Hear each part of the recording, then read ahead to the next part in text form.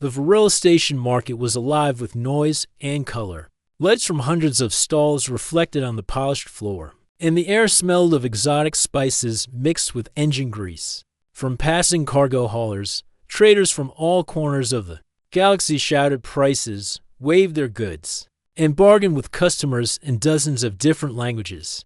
Ravi stood behind his small stall near the edge of the market square. His table was stacked with simple items from Earth, small wooden carvings, packets of dried fruit, and colorful wrappers of something most aliens had never seen before, chocolate.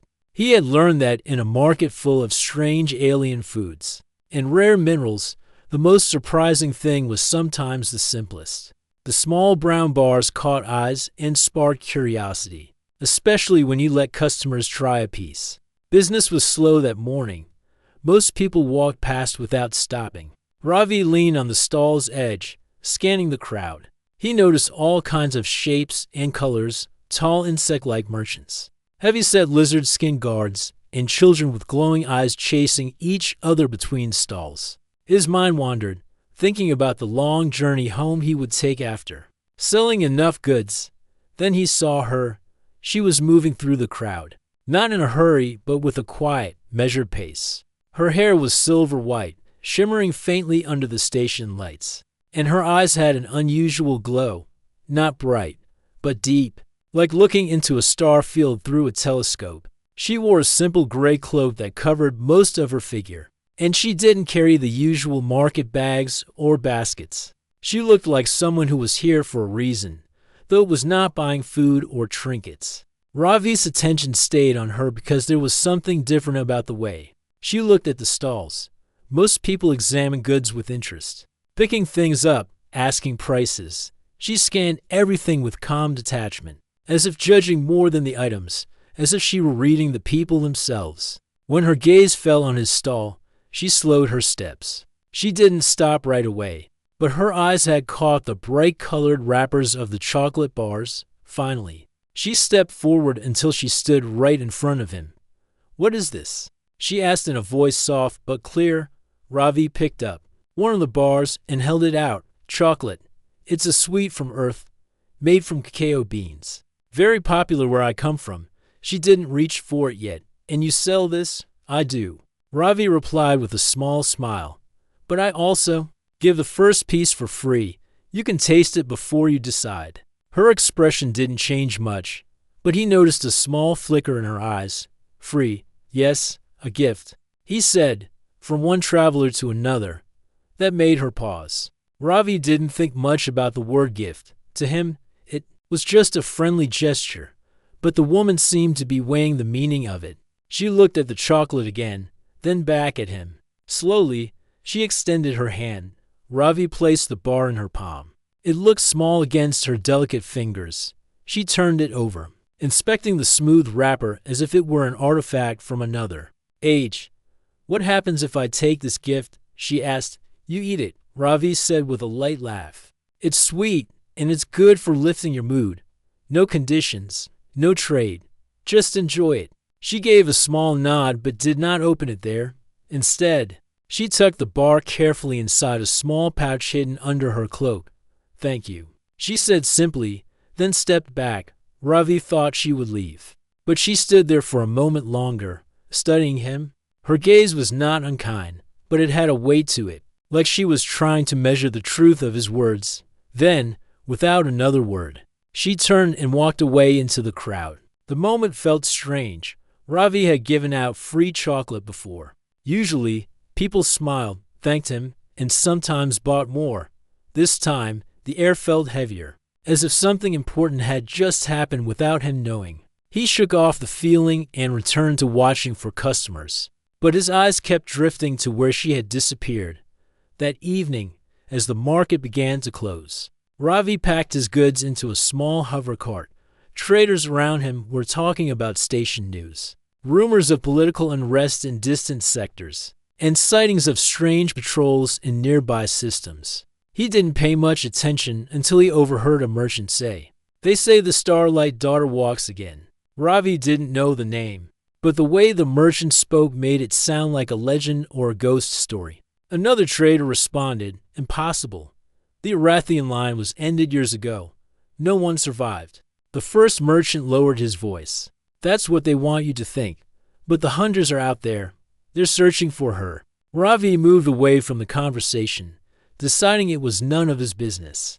He had never been involved in politics or royal affairs. His life was simple: sell goods, earn enough to keep his ship running, and travel to the next port. Still, the words stayed in his mind. Starlight Daughter, Arathian line, later. While walking back to his ship, Ravi passed a narrow corridor, where shadows pooled between flickering lights. A cloaked figure stepped out, blocking his path. The person's face was hidden, but a deep voice said, "Traitor from Earth. You were seen speaking with a silver-haired woman today." Ravi froze. "What of it?" The stranger stepped closer. "If you see her again, tell no one. There are those who would pay much for her location, and there are those who would kill to keep her hidden." Before Ravi could respond, the figure turned and melted into the shadows. Ravi stood still for a long moment, feeling the weight of the warning. He didn't understand why a simple meeting over a piece of chocolate had drawn this kind of attention. But a small, uneasy feeling told him this was only the beginning. Back on his ship, he glanced at the empty space on his stall where the chocolate had been. One bar, given without thought, might have just changed the course of his journey. And somewhere in the station's endless corridors, the silver-haired woman still carried it, and whatever secrets came with her. The next morning, the market was even busier. Cargo ships had arrived during the night, and crews from all over the sector were wandering the stalls with heavy purses. Ravi set up his goods as usual, arranging the wooden carvings and dried fruit. First, then placing the chocolate bars neatly in the front, he tried to focus on selling. But his mind kept returning to the silver-haired woman. He wondered if she had eaten the chocolate yet. He also wondered about the warning he had received from the cloaked stranger the night before. It was rare for anyone to care so much about a person they had only seen once. Around midday, as Ravi was showing a group of miners how to unwrap and eat chocolate, he saw her again. Liron, though he didn't know her name yet, was standing at the edge of the crowd, watching him. When their eyes met, she began walking toward his stall. Ravi kept his voice friendly. Back for another gift, she stopped in front of the stall. "Not a gift this time. I want to know more. About chocolate, about why you gave it to me," she said. Her gaze was steady, but it was not hostile. She seemed genuinely curious. Ravi leaned on the counter. "On Earth, sometimes we give small things to strangers. It's a way of saying welcome or hello. It doesn't cost me much, and it makes someone's day better. That's all. Most gifts in the galaxy have a price," she said quietly, "even if the price is hidden." "Well, not this one," Ravi replied. "I didn't expect anything from you." For the first time, she gave the smallest of smiles. "You are unusual." She began asking him questions. They were not the kind of questions ordinary travelers asked. She wanted to know if Earth had rulers, if its leaders were chosen or born into power, if people valued honor over wealth. Ravi answered as best as he could, but each question made him more certain that she was not from any ordinary world. When she finally bought to more bars of chocolate, she paid with a small silver coin unlike any currency Ravi had seen. The metal was engraved with a star symbol and surrounded by flowing script. He turned it over in his hand. "Where is this from?" he asked. "From a place you have never been," she said. Then she turned and walked away again, disappearing into the market crowd. Ravi slipped the coin into his pocket, telling himself he would ask one of the other traders about it later. That afternoon, as the market began to slow, a pair of uniformed security officers approached his stall. Their armor was black with red stripes, and the helmets had a sharp, insect-like design. Ravi recognized them as station enforcers. Though he had rarely spoken to any, you were seen speaking with a silver-haired woman this morning, one of them said without greeting. Ravi frowned. "She bought something from me. Is that a problem?" The officer's tone was cold. "If you see her again, report her location to security immediately. She is wanted for questioning." "What for?" Ravi asked. "That is not your concern." Just remember what I said." They left without another word. But Ravi noticed they were scanning the crowd as they walked away, searching for her. The warning from last night came back to his mind. There were people who wanted her found, and people who wanted her hidden. He had no idea which side the station enforcers were on, but something told him they were not the ones to trust. Later that evening, Ravi went to the drinking hall near the docking bays to meet a friend named Corin, a trader who dealt in rare minerals. They sat at a table in the corner, away from the noise. Ravi showed him the silver coin. Corin's eyes widened the moment he saw it. "Where did you get this?" "A customer gave it to me today," Ravi said. "Why?" "This is an Arathian crest coin," Corin explained. "They haven't been used in more than 20 years. Not since the Arathian Empire fell. After the uprising, every royal coin was melted down. Possessing one now is dangerous. People will ask questions you might not want to answer." Ravi felt a chill run down his spine. "And what about the woman who gave it to me?" Corin hesitated, then leaned closer. "If she is one of these, she's either a collector with no fear or she's connected to the Arathian royal line. And if it's the second, you should be very careful. The Arathian heirs were all hunted after the fall. None were supposed to survive." Ravi remembered the merchant's words from yesterday. Starlight daughter, Arathian line. His thoughts began to connect in a way he didn't like. When Ravi returned to his ship that night, he found a small folded piece of paper stuck to the door. There was only one sentence written on it in careful, even handwriting. "Do not trust the enforcers. Meet me at Dock 6 at sunrise." There was no signature, but Ravi didn't need one. He knew who it was from. That night, Ravi lay awake in his small cabin, staring at the ceiling. Part of him wanted to ignore the note, to stay far away from whatever trouble this woman carried. But another part of him remembered the look in her eyes when she spoke of gifts without price. He remembered the weight of the coin in his pocket, and the way both the cloaked stranger and the station enforcers had warned him in their own ways. By the time the station lights shifted to morning cycle, he had already made his decision. Ravi left his stall closed that day. Instead, he walked toward Dock 6, blending in with the early workers and cargo loaders. The docking area smelled of metal, ozone, and fuel. Ships of every shape were resting in their berths, while crews prepared for departure. Near the far end of the dock, he saw her. Liron was standing in the shadow of a tall cargo crate, her cloak drawn tight around her. She didn't move until he was close enough for her to speak without raising her voice. "You came," she said. "You left me a note," Ravi replied, "and I have questions. You will get answers." She said, "But first you must decide. If you want to be part of this." "Part of what?" Her eyes held that same star-filled depth as before. "Part of something that will decide the fate of more than one world." Ravi glanced around. The dock workers were busy, not paying attention. He stepped closer. "I don't even know your name." She hesitated before answering. "Liron." "That is enough for now." And with that, she turned and began walking toward a small shuttle at the edge of the dock, leaving Ravi with a choice: follow her into the unknown, or walk away and forget he had ever met her. Ravi stood at the edge of the dock, watching Liron move toward the small shuttle. Every step she took seemed careful, almost silent, as if she had learned to walk without drawing attention. The shuttle was old but well-maintained, its silver, hallmarked with faint scratches from years of travel. Ravi followed her inside. The air smelled faintly of metal and recycled oxygen. The interior was small. Two seats in the cockpit, a narrow corridor, and a compact storage area in the back. Liron moved to the pilot's seat without hesitation, pressing a series of switches that brought the vessel to life. "You should strap in," she said. Glancing at him, Ravi sat down in the co-pilot's seat, fastening the belt across his chest. "Where exactly are we going?" "A place the enforcers will not follow us," she replied.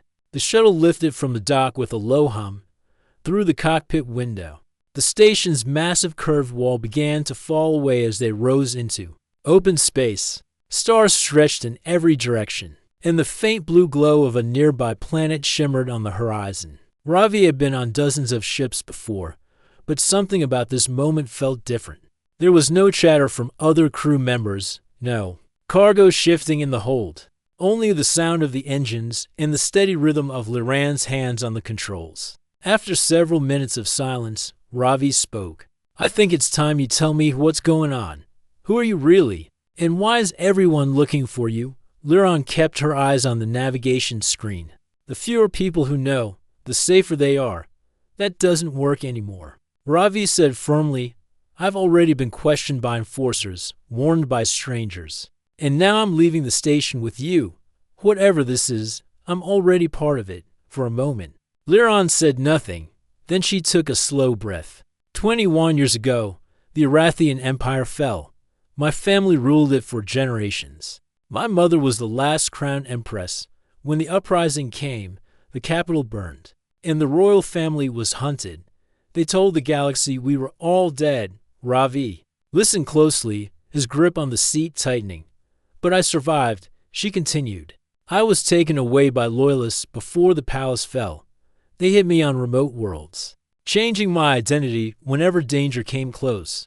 The Arathian fleet scattered, the crown vanished, and the enemies of my house took control of what was left. Since then, I have lived in shadows, never staying in one place for long. Ravi let the words sink in.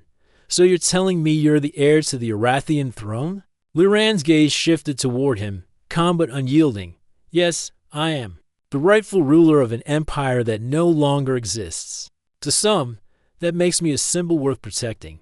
To others, it makes me a threat they must erase. Ravi sat back, processing the scale of what she had just said. He remembered the silver coin she had given him, the way the traders had reacted to the name Starlight Daughter. And what happens if they catch you? They will ensure no one ever speaks my name again, she said. And anyone near me will share my fate. Ravi exhaled slowly. Then why tell me at all? Because. Liran said, you are the first person in many years who offered me something with no expectation in return. That tells me you might be someone I can trust. Before Ravi could respond, a warning light flashed on the navigation console. Liran's hands moved quickly over the controls. We are being followed. Ravi looked out the rear-view display and saw the small attack craft approaching fast. Their sharp, angular designs marked them as mercenary ships. Friends of yours? Ravi asked. Hunters, Liran replied. Hold on. The shuttle's engines roared as she pushed the throttle forward. Stars blurred into streaks as they dove toward the shadow of a nearby asteroid field. The hunters followed, weaving through the massive spinning rocks. Ravi gripped the sides of his seat. You can actually fly through this. If I couldn't, we would already be dead, Liran said. Her movements were precise, turning the shuttle sideways to slip through narrow gaps, skimming close to the surface of giant boulders. That rotated lazily in space. One of the hunter ships miscalculated and slammed into an asteroid, erupting in a burst of light and debris. The other stayed close, firing bursts of plasma that lit up the dark. We need to lose them. Ravi said. I know, Liran replied, her eyes fixed ahead. She steered the shuttle toward a cluster of asteroids with sharp crystal formations, jutting out like blades. The hunter followed, but the path grew tighter, forcing it to slow down. At the last moment, Liran cut the shuttle's engines and drifted into a deep shadow behind one of the largest rocks. The hunter swept past without noticing. Once it was gone, she restarted the engines and guided them out of the field. Ravi let out a long breath. That was close. It will not be the last time, Liran said. The longer I stay alive, the more desperate they will become. Ravi shook his head. And you're just going to keep running. Not forever. She said, there's a place where the Arathian crown and the throne codes are hidden. With them, I can rally the loyal fleets and take back what was lost, but I cannot get there alone. She looked at him then, her expression steady. I need someone who can move unnoticed, someone who knows how to deal with all kinds of traders and travelers. You have already proven you can keep a secret. Will you help me? Ravi thought about it. He had never been a soldier or a hero. He was a trader who preferred quiet deals and easy profits. But there was something about the way she spoke, not as someone demanding loyalty, but as someone asking for it, That stirred something in him. "If I say yes," Ravi said slowly, "there's no going back. There is no going back for me either." She replied. Ravi glanced out at the stars. They looked endless, full of dangers and possibilities. "All right, I'll help you." A small smile touched her lips. "Then we begin at once. The first step is to reach the moon of Vera. From there, we can find the path to the vault." She set the course, and the shuttle slipped quietly into the deep lanes of space. For Ravi, the life he had known, the quiet trades, the familiar routes, was already gone. Ahead lay a journey that could change not just his future, but the fate of an entire galaxy. The shuttle moved through the dark lanes of space at steady speed. Ravi sat in the co-pilot's seat, watching the stars pass like silver sparks. Liran kept her hands on the controls, eyes fixed on the course projection. The moon of Vera was still, many hours away, but every moment felt urgent. Ravi broke the silence. "Why Vera? What's there that's so important?" Liran tapped the navigation screen, showing a faint red marker over a moon with icy rings. A contact. He knows the old star routes to the vault, the ones not on any public chart. Without him, we will never reach it. "Is this someone you trust?" Ravi asked. "He was once an officer in the Arathian Navy," Liran said. "He saved my life when I was a child. If he still lives, he will help us." Before Ravi could ask more, an alert sounded. A small icon blinked on the radar. Liran leaned forward. "Another ship has entered our lane." Ravi checked the scanner. The incoming ship was moving fast. Its design was sleek, with wings folded back like a predator's. "That's not a cargo hauler." "No," Liran said. "It's a hunter." The hunter ship closed the distance quickly. Liran increased the shuttle's speed, but the other vessel matched every move. "They must have tracked us from the asteroid field," Ravi said. "They will not stop until they have me," Liran replied. She adjusted their heading toward a narrow stretch of space between two dense asteroid belts. "We can lose them here, but it will be dangerous." The shuttle shot forward, entering the gap between the belts. Massive rocks drifted past, some spinning slowly, others tumbling in unpredictable paths. The hunter followed close behind, weaving through the same obstacles. Liran guided the shuttle in tight rolls and sudden dives, avoiding impact with inches to spare. Ravi's hands gripped the edge of the console. "Are you sure we can make it through? If we cannot, they will," Liran answered calmly. The hunter fired a burst of plasma. Blue energy streaks passed just over the shuttle's hull, making the cockpit glow for a moment. Liran swerved hard, ducking behind a rotating asteroid the size of a city tower. The hunter moved to the other side, trying to cut them off. "Do we have any weapons?" Ravi asked quickly. "A single rear cannon. But it will not pierce their shields unless we hit something vital," she said. Ravi turned in his seat, reaching for the weapon controls. "Then we only need one good shot." The hunter came round the side, lining up for another attack. Ravi waited, watching the range counter fall. When the hunter was close enough, he fired. The blast hit the enemy ship's left wing, forcing it to tilt in break formation. "It's not destroyed, but it bought us time," Ravi said. Liran seized the moment, diving deeper into the asteroid gap. The rocks grew smaller here, but they moved faster, making the path more dangerous. The hunter regained control and followed. But now its maneuvers were slower, its damaged wing dragging slightly ahead. The path opened into a wide stretch of empty space. Liran pushed the throttle to maximum. The shuttle's engines roared, streaking away from the asteroid field for several tense minutes. The scanner showed the hunter falling farther behind. At last, its signal faded completely. Ravi let out a breath of relief. "I think we lost them, for now," Liran said. "But more will come." The shuttle continued toward Vera. Ours passed in silence, broken only by the soft hum of the engines. The icy moon grew larger in the cockpit window, its rings shimmering like frozen rivers around its surface. As they approached, Ravi noticed small lights moving across the ring's edge. "What are those?" "Mining stations," Liran said. "The people here extract rare metals from the ice. Most of the work is done by automated drones. But there are small settlements too. She guided the shuttle into the moon's thin atmosphere. The surface below was a mix of glittering ice, plains, and sharp mountain ridges. They descended toward a cluster of domed structures near the edge of a frozen crater. "That's the settlement," Liron said. "His home is just beyond." They landed on a flat ice pad beside the domes. The air outside was cold and thin, so they wore light-breathing masks before stepping out. The ground crunched under their boots, and the sky above glowed faintly with the light of the nearby planet. Liron led Ravi along a narrow path carved through the ice toward a larger dome. At the edge of the settlement, its surface was marked with faded symbols Ravi didn't recognize. She knocked on the entry panel, and after a moment the door slid open. An older man stood inside, his hair silver, his uniform a patched version of the old Arathian Navy style. His sharp eyes moved from Liron to Ravi, then back to Liron. "It has been a long time, Princess," he said in a low voice. Ravi glanced at Liron. She nodded. "It is good to see you again, Captain Aaron." The man stepped aside, allowing them in. The interior was warm, lit by soft lamps. Maps of star systems covered one wall, and a display table in the center showed a rotating projection of the galaxy.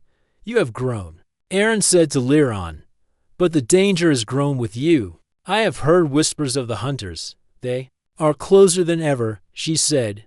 "We need the route to the vault. Without it, I cannot rally the fleets." Aaron studied her for a moment. "You know the vault is guarded. The path is not just hidden. It is protected by codes older than the Empire itself." "I have the royal signet," Liron said, pulling a small golden ring from her pocket. "With it, the codes will open." Aaron's expression softened slightly. "Then perhaps there is hope." He turned to the display table and entered a series of commands. The projection shifted to show a faint dotted line weaving through unmarked sectors of space. "This is the hidden route," Aaron said. "It will take you through systems long abandoned, places where few ships travel now. But you must be careful. Some of the old defenses may still be active." Ravi leaned over the projection. "How long will it take to reach the vault?" 3 standard days. "If you are not followed," Aaron replied. "If you are, it will be far more dangerous." Liron looked at Aaron. "Will you come with us?" The captain shook his head. "My place is here. If the hunters come to Vera, someone must warn the others." He handed her a small silver device. "This will guide you along the route. Guard it well. If it is lost, the path will be gone." Liron accepted it with a nod. "Thank you, Captain." As they left the dome and walked back toward the shuttle, Ravi glanced at her. "So this is it. Once we leave Vera, we're heading straight to the vault." "Yes," she said. "And the closer we get, the greater the risk will be. The hunters will know what we seek." Ravi looked up at the icy sky, where faint stars shimmered through the thin atmosphere. Somewhere out there, danger was already moving toward them. But so was their only chance to change the fate of the galaxy.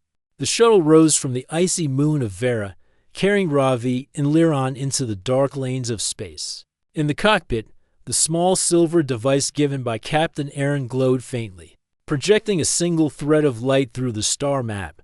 The hidden route was unlike any standard chart, twisting and looping through forgotten systems. Ravi sat beside her, looking at the display.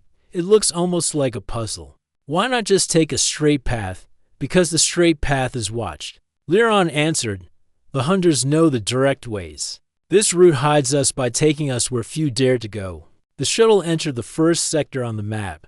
Round them, the stars seemed dimmer, and strange shadows passed across the viewport.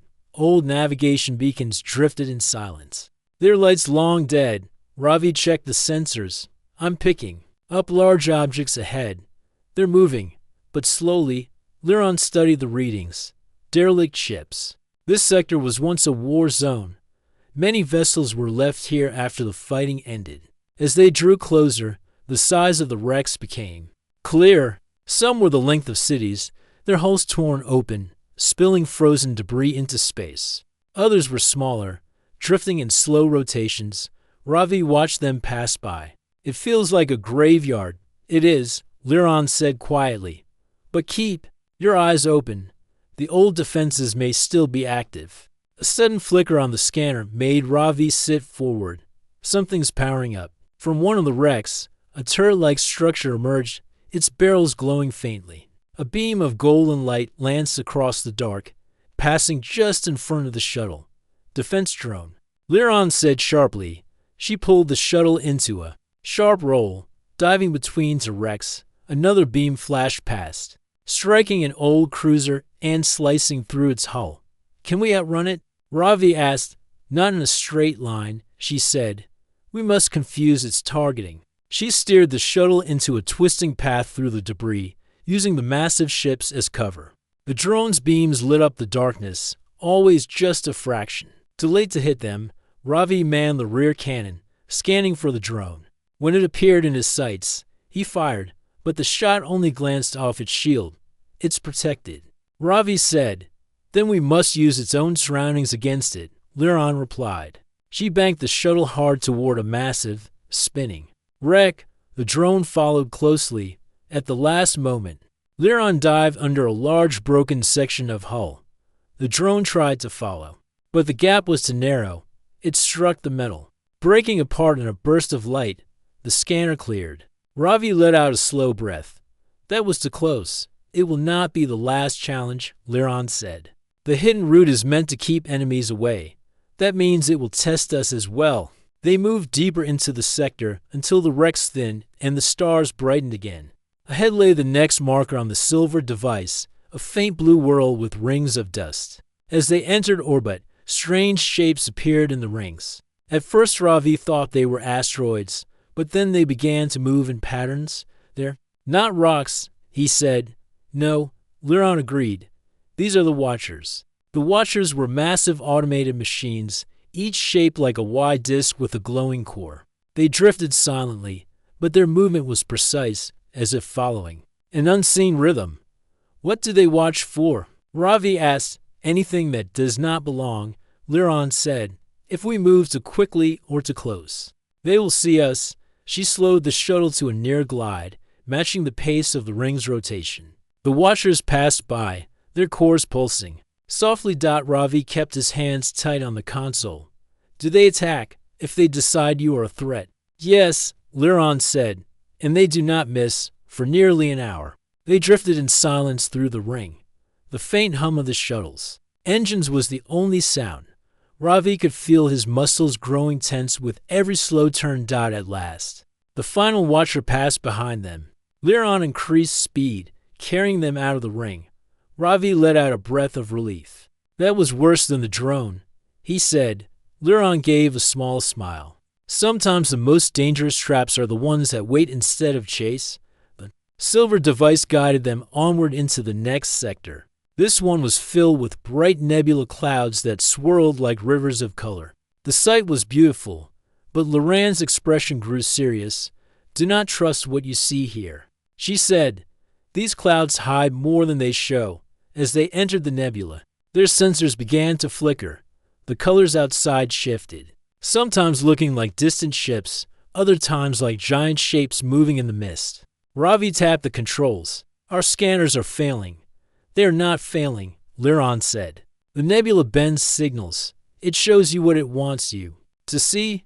The deeper they went, the more distorted the images became. At one point, Ravi swore he saw another shuttle moving beside them, but when he looked again, it was gone. It's trying to confuse us, he said. Yes, Liran replied. Many ships have lost their way here. Some never left, using only the silver device's faint line. Liran steered them through the twisting pops of color. Several times, bright lights appeared ahead, but she ignored them, following only the guide's pull. Finally, the colors began to fade, and the stars returned. They emerged into clear space once more. Ravi looked back at the nebula. That place feels alive. It may be, Liran said softly, ahead. The silver device showed only one more major marker before the vault's location. Liran's voice was steady. Once we reach the final sector, there will be no turning back. The last defense is the strongest of them all. Ravi nodded, glancing at the stars outside. Then we'll face it together. The shuttle moved forward into the darkness, carrying them toward the unknown. The stars ahead seemed to vanish one by one. As Ravi and Liron approached the final sector of the hidden route, in their place rose a vast, black shape, darker than the surrounding space. Slowly, details came into view, a massive structure, like a ring made of stone and metal, large enough to hold a moon inside it. "This is it," Liron said quietly. The gate of the ancients. The gate was covered with strange markings that glowed faintly, as if touched by some inner light. Enormous pillars extended from its edges, drifting like giant arms in the void. Each pillar held spheres of bright energy that pulsed in slow rhythm. Ravi stared. "I thought it would be smaller." "This looks like a whole world turned into a doorway." "It is more than a doorway," Liron said. "It is a test.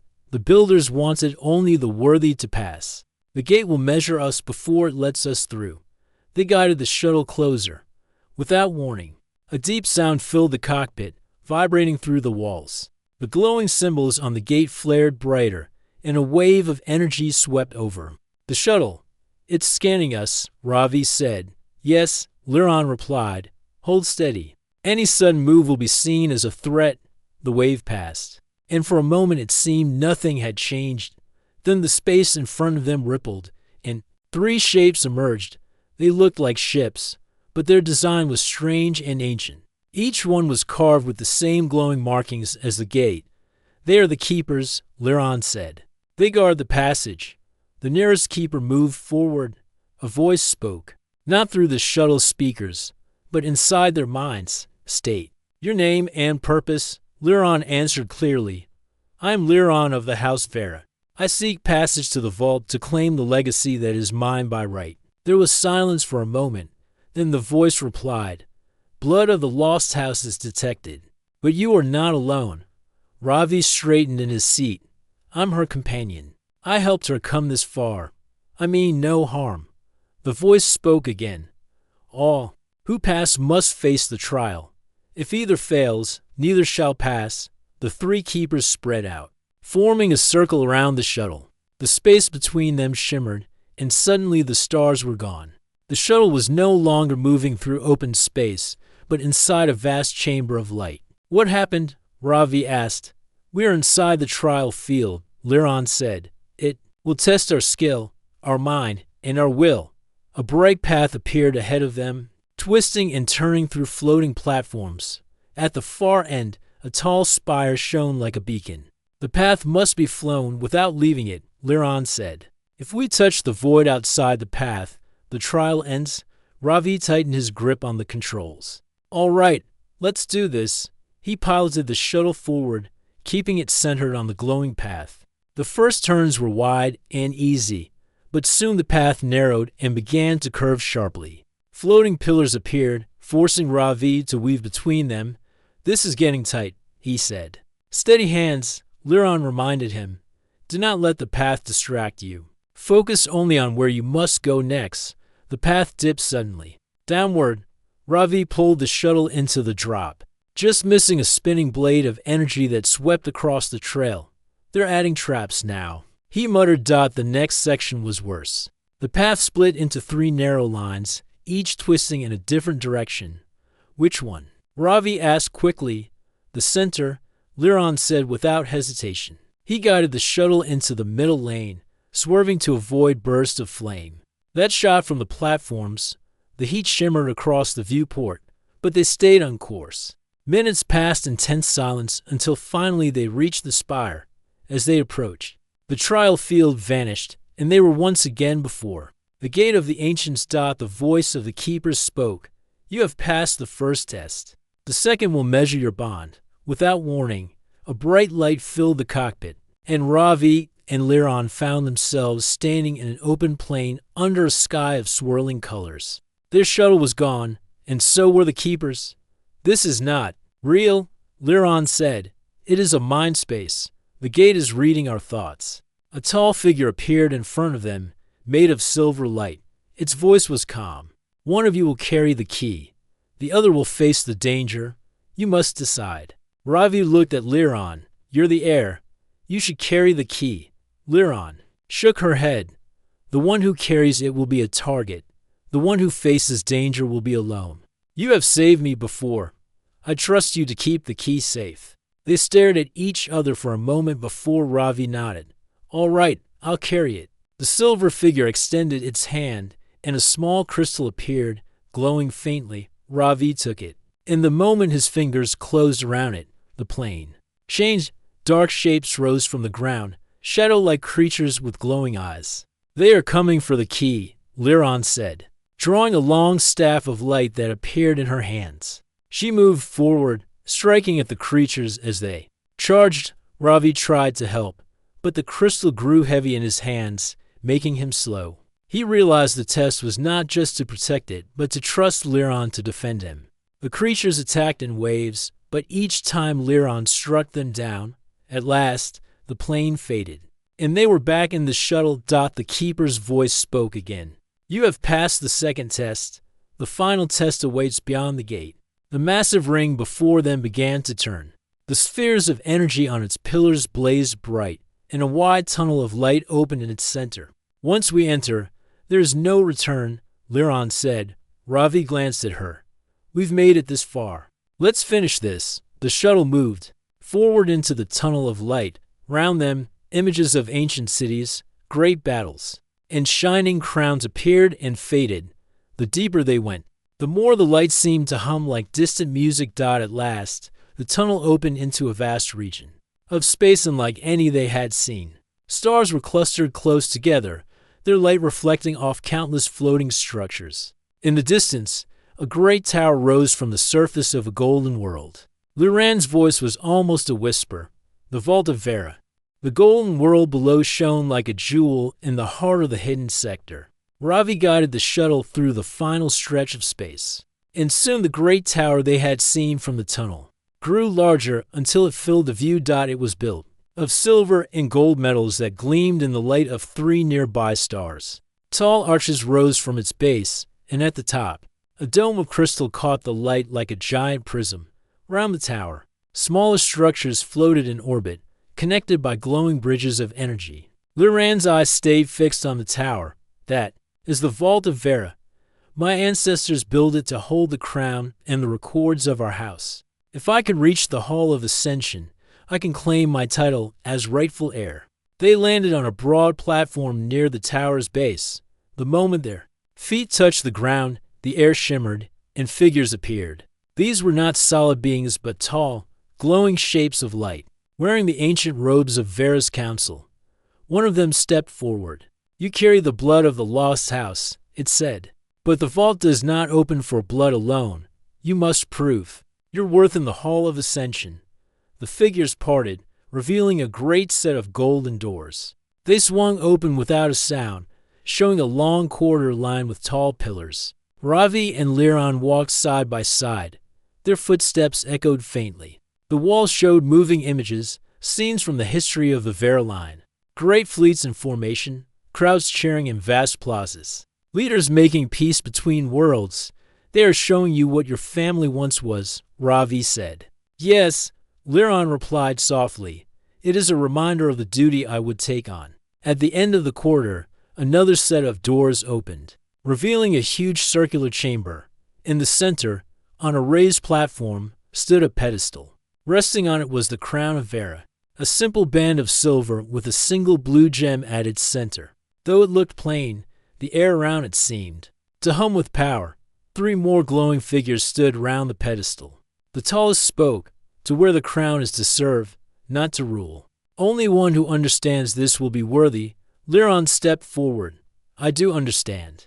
The crown is not a prize. It is a burden, and I accept it." The figure's voice deepened. "Then you will face the final challenge, the choice between power and trust." Without warning, the floor beneath Ravi's feet began to glow, and he was lifted into the air by a beam of light. "Ravi!" Liran called. The glowing figure spoke again. "You have come with one who is not of your blood. If you choose the crown, he will be sent away, never to return. If you choose him, the crown will be sealed for another 1,000 years." The chamber fell silent. Liran's hands clenched at her sides. She looked at Ravi, who was still suspended in the beam of light. He shook his head slightly. "Don't choose me. This is your destiny. I'll find my way back." But Liran did not answer. At once, she looked at the crown, then at the glowing figures. If the crown requires that I abandon those who stood by me, then I am not worthy to wear it. A leader who cannot value loyalty has no right to lead. Her words echoed in the chamber. The beam holding Ravi faded, and he dropped gently to the floor. The tallest figure bowed its head. You have chosen well. The test was not to make you sacrifice a friend, but to see if you understood that power is empty without trust. The crown lifted from the pedestal and floated toward Liran. It settled gently on her head, and the blue gem glowed bright. The figures spoke together. The heir has returned. The house of Vera rises again. The entire chamber lit up, and the images on the walls changed to show new scenes, fleets forming under her banner, worlds joining in unity, peace spreading across the galaxy. Ravi smiled. Looks like you passed. Liran turned to him. We passed. I would never have made it here without you. They left the chamber together, the crown resting lightly on her head. Outside, the golden world seemed brighter, as if the planet itself knew its ruler had returned. As they boarded the shuttle, Ravi looked out at the vast star field. So, what now? Now, Liran said, we begin rebuilding what was lost, but I will not do it alone. The shuttle rose from the platform, heading back into the strange star cluster. The gate of the ancients still stood behind them, but this time it opened freely, letting them pass without challenge. Beyond the gate lay the wider galaxy, waiting for the return of the Vera name. Ravi leaned back in his seat. You know, all this started because I offered you a piece of chocolate. Liran smiled. Sometimes small acts change the course of the stars. The shuttle's engines flared, carrying them into the vast unknown. The crown's gem glimmered in the light, and somewhere deep in the galaxy, the first whispers of the heir's return began to spread.